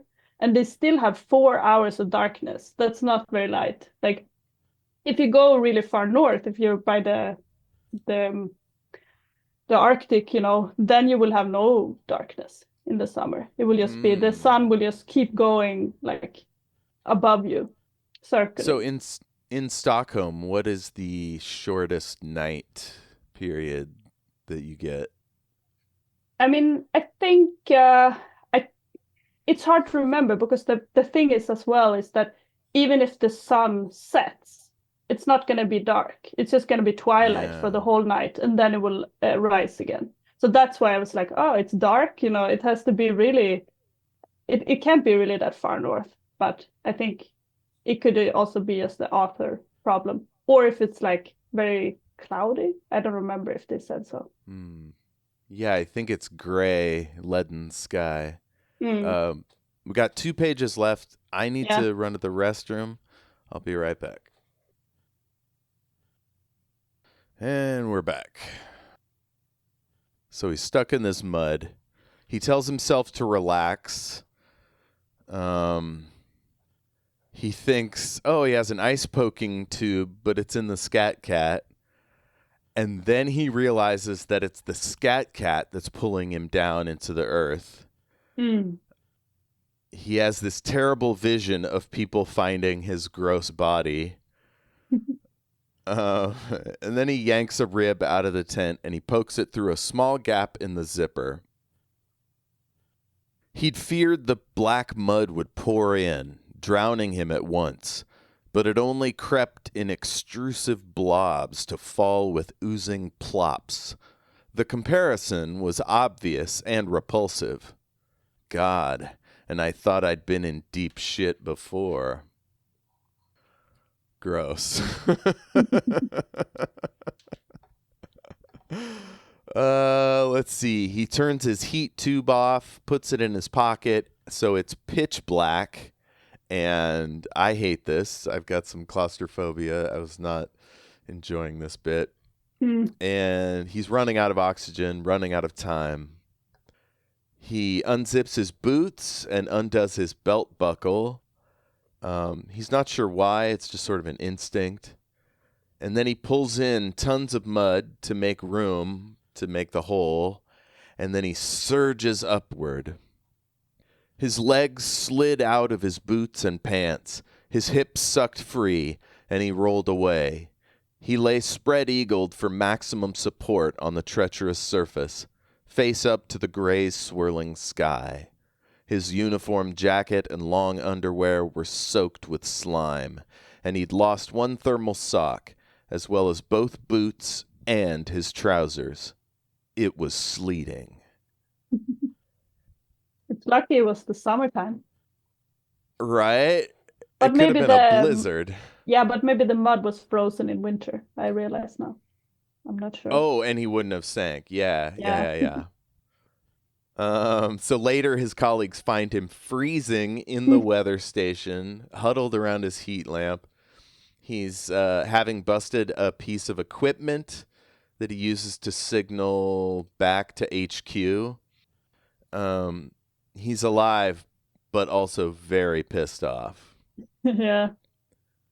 I remember when we talked about this book a while ago, you said that you like it because Miles dies almost so many times. And I thought like this chapter, he nearly dies twice, So how would you rate these near deaths? Like, what do you think of them? They're pretty good. He's all alone, which is interesting. So we really get to know his interior life. So I really related to this feeling. It got me thinking like the times where I thought I almost might die. And I think they're all car accidents. I don't know if I ever felt mortal danger from being bullied. It's not like Stephen King bullies with knives and shit. Yeah, I had a few surgeries, but when you're a kid, you think you'll be fine. Yeah. Yeah, and it is interesting, like you said, he's alone because he is happy to be alone. He's like, oh, finally I can be by myself. Mm-hmm. And I think that he has a high sense of himself. So he doesn't feel like, oh, what if I'm out there alone? I'm gonna be hurt. He's like, no, this is better, to be alone than to have to deal with the other people. And then now when he gets stuck like this, I don't know, I guess it wouldn't help if there were two people in the tent, but he would have known if he brought someone with him, that knew the terrain, they would have known not to uh, Yeah, do that's this a good way. point. We learn in the next chapter that he should have read all these regs and he would have known that Pattis was fucking with him, that this was Mm, not a safe place to park.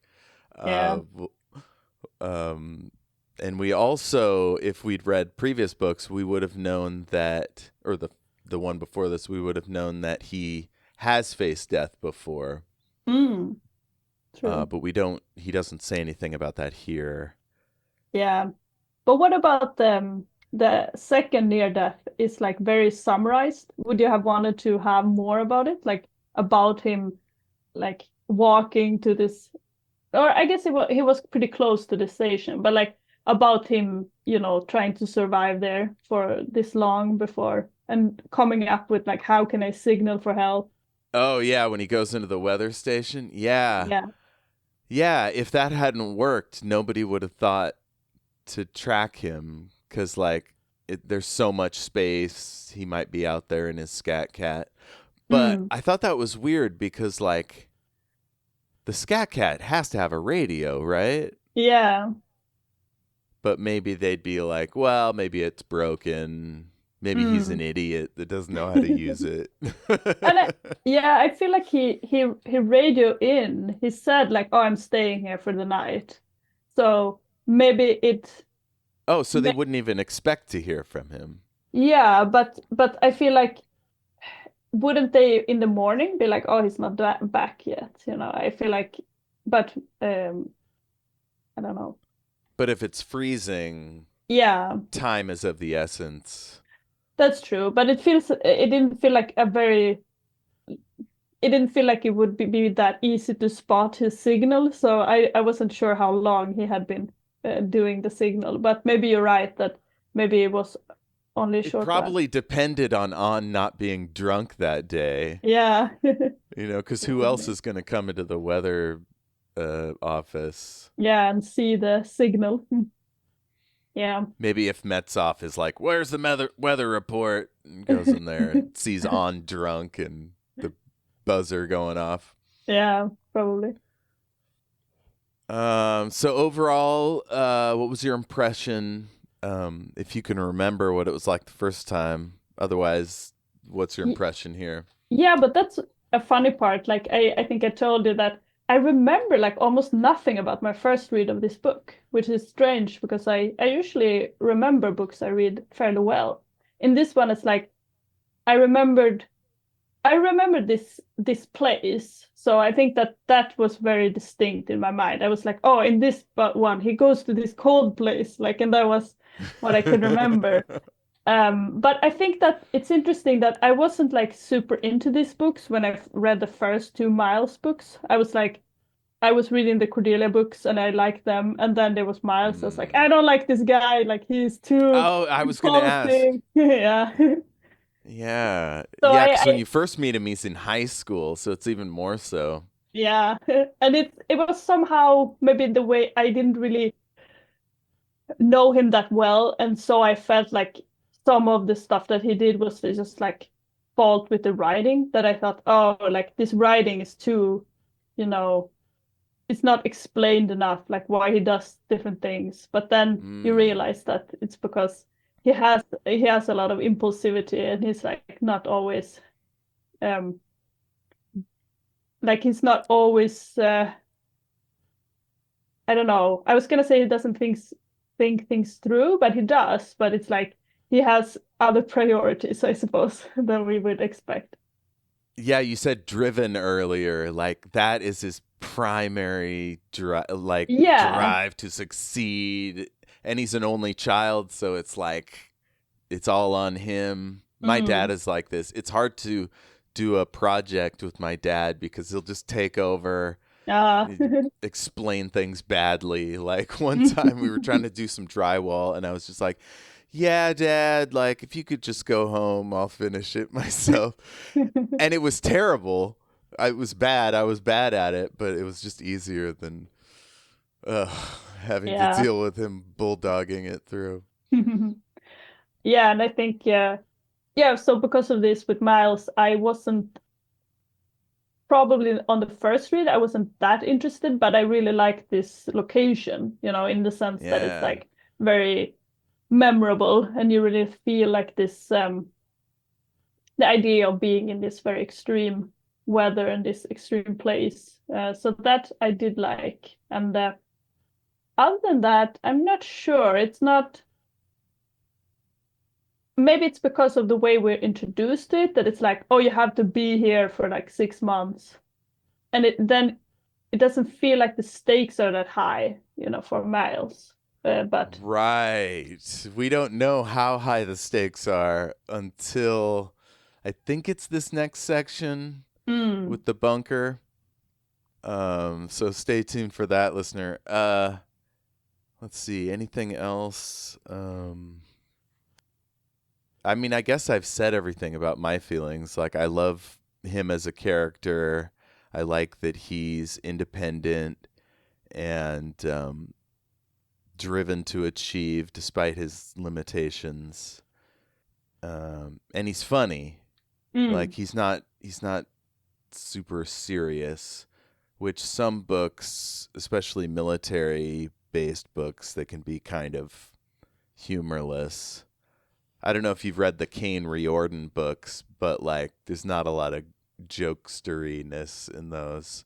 no, I think I read very little military sci-fi, and one of the reasons might be that because it's like I need some humor and some jokes in my books. It doesn't even have to be that the characters necessarily are joking a lot, but just the way that the writing is done, that the idea that you write with some kind of idea of like, oh, this is a clever phrase, or like this is like a funny way to put it, and I really need this, Yeah. otherwise it feels so flat. So that brings us to the prose. How do you feel about the prose generally, and the dialogue? Yeah, I really like it.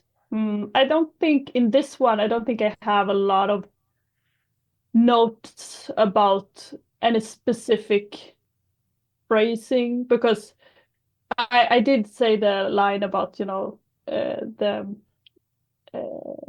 Miles being accused of driving people as cattle, but that is Mm. like more, for the fun of it. It's not like I'm like, ooh, what a perfect line. Like it's just a funny.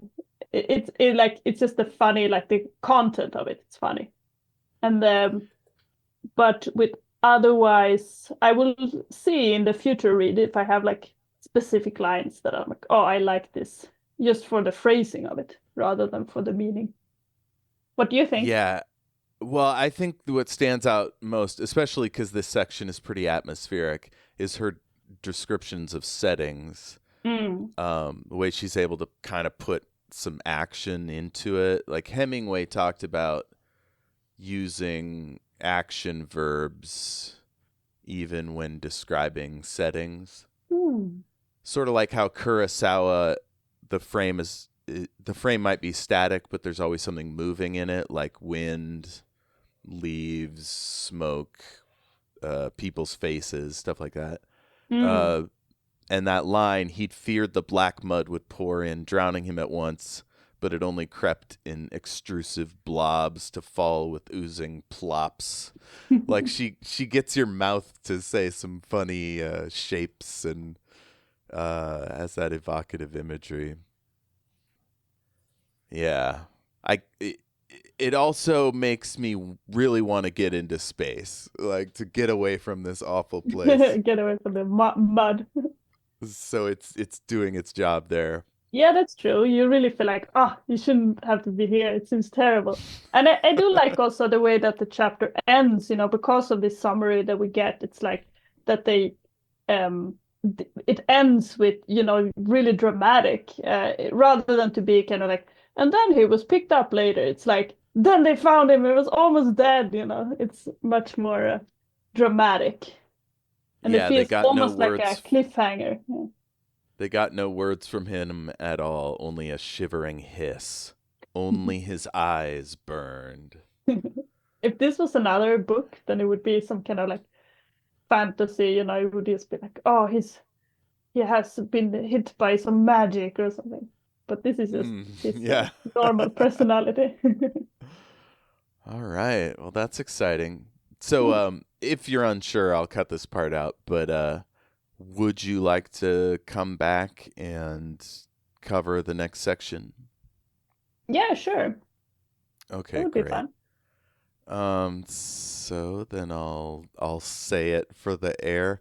Now that you've done this, would you like to come back and cover the next 2 or 3 chapters? Yeah, I'd be happy to. All right, cool. All right, listener, look forward to that. And I hope you read all these books. You can certainly read along with us, but chances are you will love this book so much you'll just, what's the word? Rush on through. Yeah. Um, However you do it, please check in and let us know your experience, share your thoughts and wisdom, and assuming it fits the right section, I'll use it on the air and credit you. So tell us how to pronounce your name. Send an email to greatandsecretknowledge@gmail.com. We have a Facebook page, and I'll try to set up a blue sky this week. Here at Mailman Studios, we've pretty much agreed to give up on X. The Twitter era is seems to be no more.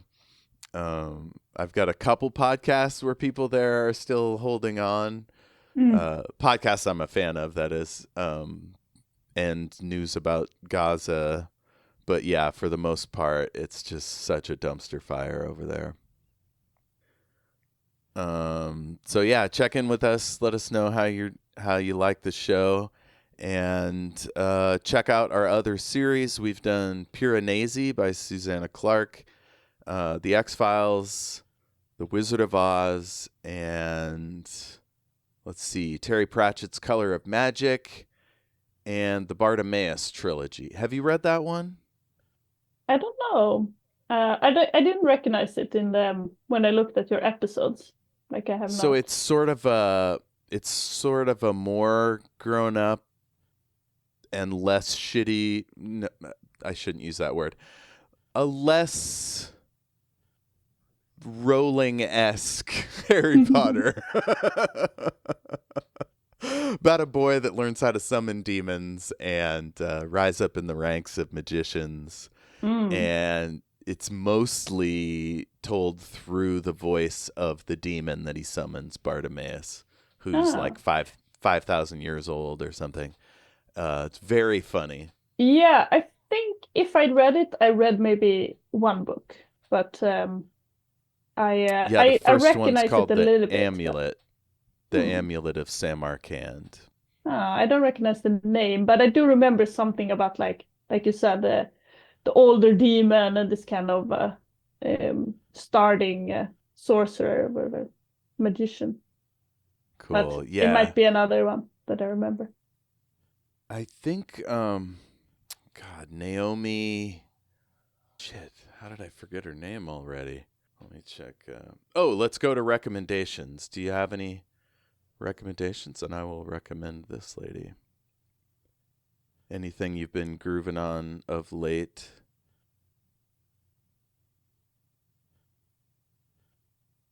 I can't think of anything in regards of fiction. I'm reading right now The Ship. I forgot the name of the author though, but I don't like it, so I don't recommend it. But I will finish it. You finish books you don't like?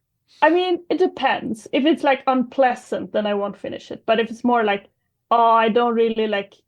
I don't like where this is going, then, it can be still interesting to see, is it going where I think it is, or is it somewhere else? Um, Mm-hmm. so that can still kind of be interesting. But I read like a lot of books, so sometimes I don't really remember like which ones.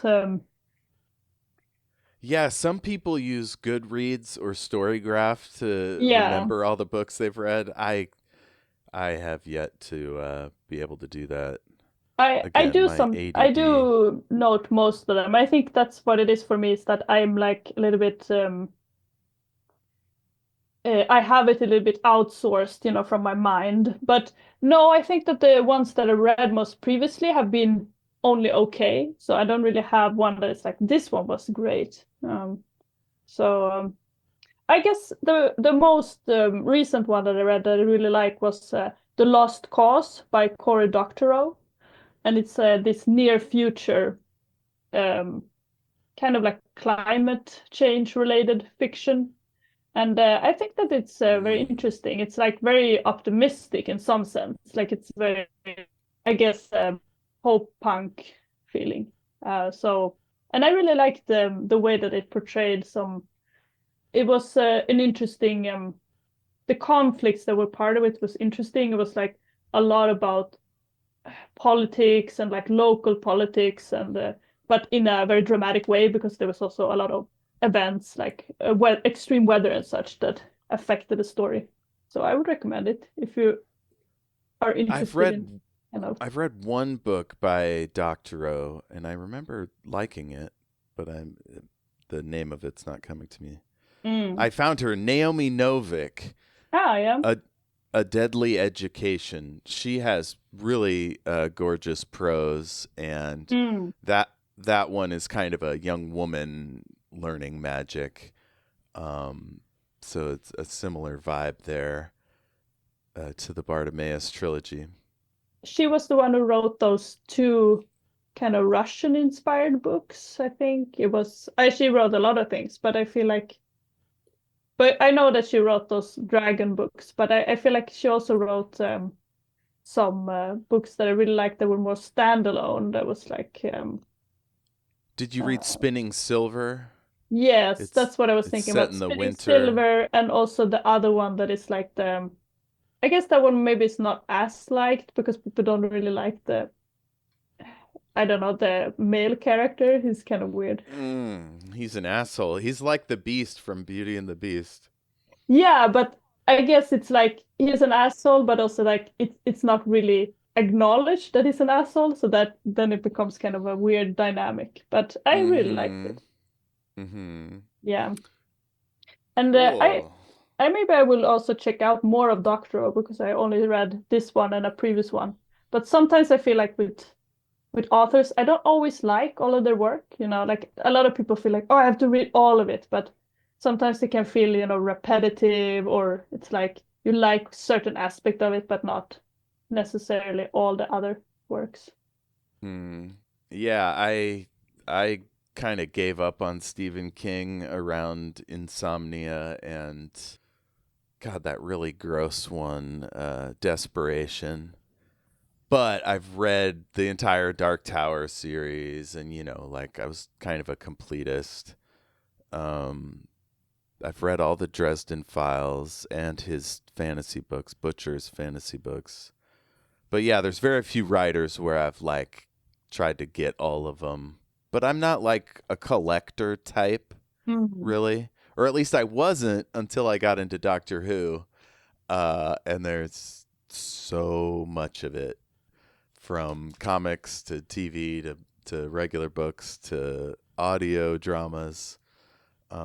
So yeah, I could have recommended like 12 of those things, but I try to broaden it out because people are always, they're probably getting sick of me talking about it. But listener, if you know of somebody you think would be a good guest, if you have a property that we haven't mentioned yet that you think we should tackle, or if you'd like to be on, I prefer to get folks with some podcasting experience, but it isn't required. Like Dave, who's doing uh, Shit. When did Dave do? It was like 2 days ago. I've already said it's fuck. Well, we're doing Star Trek Lower Decks next. So that'll be a lot of fun. If you like Star Trek and you want to get in on the ground floor there, check in. Once again, that's greatandsecretknowledge at gmail.com. Last thing, how do people find you if you want to be found online? No, I don't really have any general. If you want to hire me as a traffic planner, you can find me on LinkedIn, but that's the only one. On LinkedIn. I mean, you can find me in other places, but I only use them for like personal use, so I will not post anything interesting. Okay, cool. And if you'd like to interact with her about these books, again, the email is there for you. I'll pass it along. And yeah, I also do Shattered Worlds RPG, which is an actual play podcast set in the world of a game and books I created. It's a space opera, sort of spaceships, zombies, robots, wizards, all that stuff. And then I also do Omniversal Escapades, which is a live stream that happens every other Sunday at 6:30 Pacific Standard Time. And then after it's on Twitch, we put all that on YouTube. So that's twitch.tv/Omniversal Escapades or youtube.com/Omniversal Escapades. And I think that's it. I'm writing novels, but I have yet to publish the first one, even though it's fully edited. That's if you're a publisher of sci-fi and fantasy, let me know. We'll talk. I think that'll do it for plugs. So usually what I like to do is end the episode with a quote from The Thing. Let's see if there's anything short. I serve, or at any rate I try to, wherever I'm put. That was the deal. That's pretty good. Yeah. Concentrate on the task, not the bloody audience. That's better. It's like a little wisdom for you on your way home. All right, folks. Thanks for listening. Thank you so much, Sofia, for being on. And until next time, have yourself a lovely week, weekend, month, holiday season coming up. I hope and pray that your governments are well run and not led by psychopathic dictators. And if you're being invaded, I hope that ends soon. And yeah, good luck to you. Yes. Bye. Good luck, everyone. Bye.